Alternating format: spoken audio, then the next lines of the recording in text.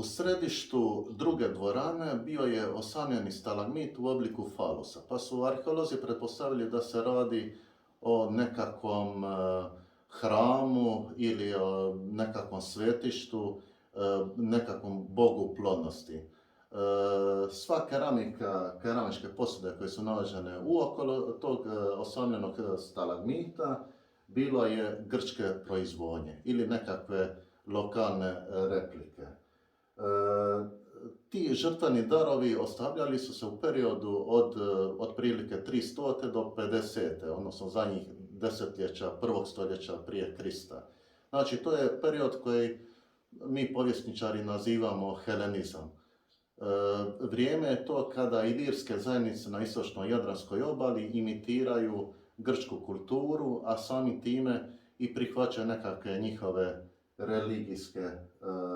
religijska vjerovanja. Osim skupocjenih grčkih posuda, poput ove enohe koja je služila za vino, pronađeni su i fragmenti bjelokosti na kojima su bili urezane nekakve gravure, a to su bile gravure blizanca, raka, ribe i strijelca, što predstavlja jedan od najstarijih, odnosno najstarijih sačuvanih zodijak u Europi.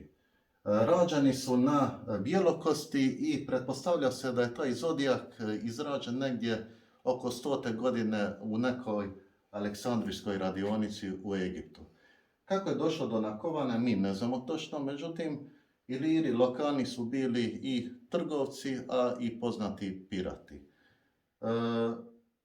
Nekako krajem zadnjih desetljeća, prvog stoljeća prije Krista, znači između 50. i 30. To polaganje žrtvenih darova u Špilji odjednom prestaje. Nismo znali razlog do prije nekoliko godina.